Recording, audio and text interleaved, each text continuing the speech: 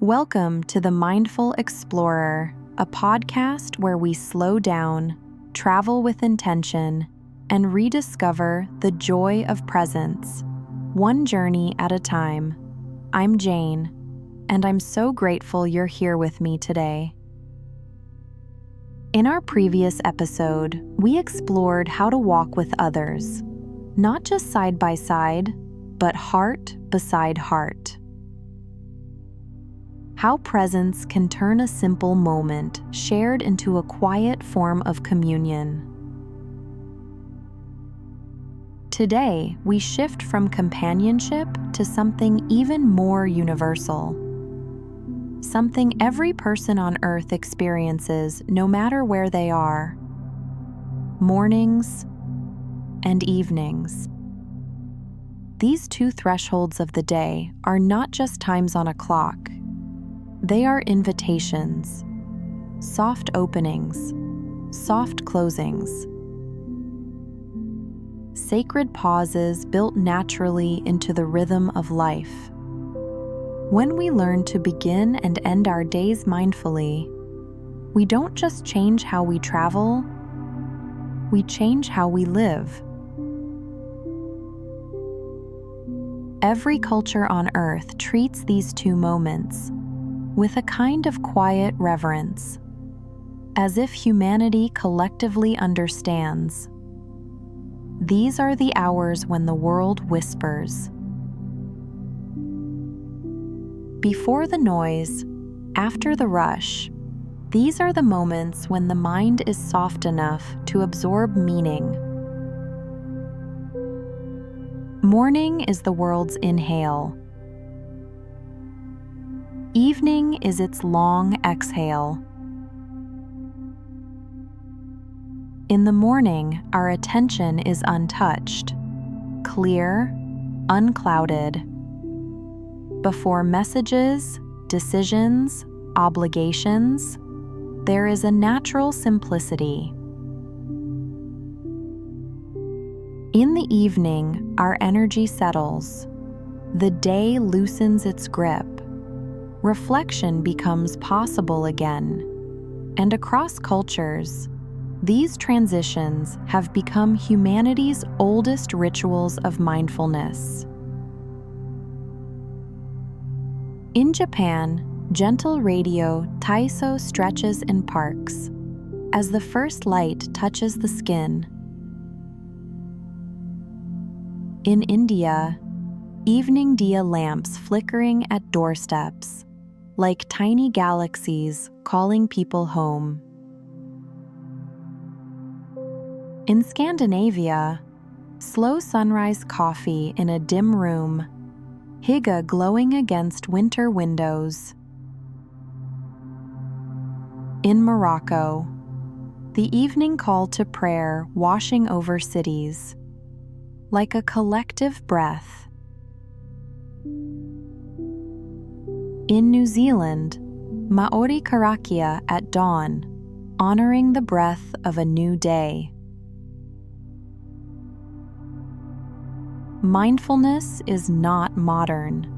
It is ancient. We simply forgot to listen.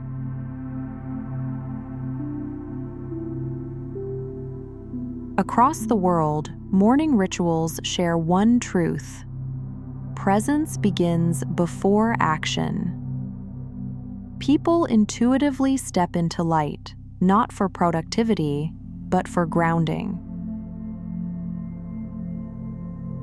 Science has only recently confirmed what ancient cultures already knew. Sunlight regulates not just the body, but the spirit. In Bhutan, elders sweep their doorsteps slowly, as if clearing the mind. In Italy, espresso is sipped unhurried, a quiet declaration. I choose my pace today. Around the world, mornings begin in silence, because silence is not emptiness, it is preparation. Imagine your own morning. Before anything asks for your attention, you take one conscious breath. That single breath becomes the anchor for the entire day. If morning is birth, evening is return. Evenings across cultures remind us that endings can be gentle, meaningful, even sacred. In Thailand, incense smoke rises slowly, a ritual of letting the day go. In Greece, dinners stretch into midnight conversations, warmth extending long after plates are empty. In France, the promenade, a slow walk after dinner, is a ritual of unwinding, a message to the body. The day is ending, no need to rush. In South Korea, journaling is a quiet evening practice, a way to reclaim one's inner landscape after a full day of giving, doing, responding. The evening teaches us that rest is not what remains after everything else is done. Rest is what makes everything else possible. You don't need to travel the world to experience these rituals. You can weave mindfulness into your own mornings and evenings with simple, gentle practices. Wake with one intention. Ask, how do I want to feel today? Not what to do, but how to be. One feeling, grounded, open, calm, can guide your whole day. Step into light. 1 minute of daylight on your skin tells the mind, I am awake. I am arriving.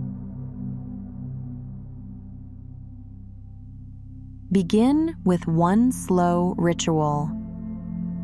Tea. Washing your face. Stretching. Anything done slowly becomes a moment of arrival. Pause before the world enters. One breath before the emails, messages, noise. This breath shapes the entire day.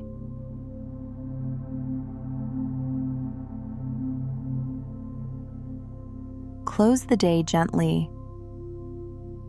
Ask, what can I release right now?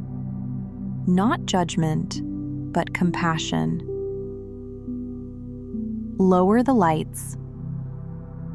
Soft lighting tells your nervous system, you can soften now.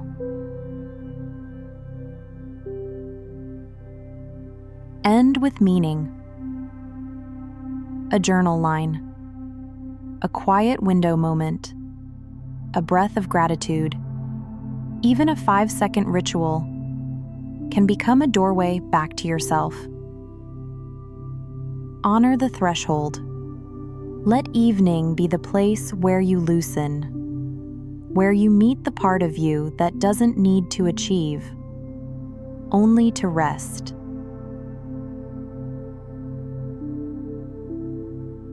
Mornings and evenings exist in every culture because they mirror the natural rhythm of life. Morning teaches us to arrive softly. Evening teaches us to release gently. In between, the day becomes a journey, shaped by intention and softened by awareness. Life is not a straight line. It is a cycle, a pulse, a breathing in and a breathing out. The more mindful your thresholds become, the more alive your days feel.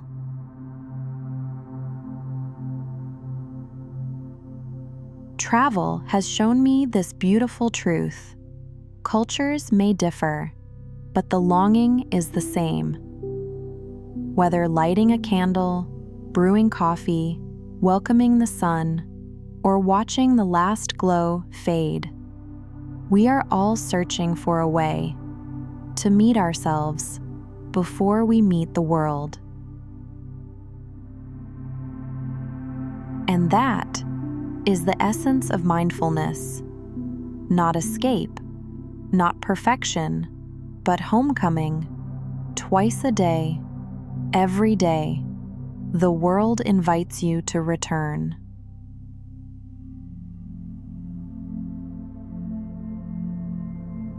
So today, remember, you don't need a temple, a retreat, or a faraway journey to live mindfully.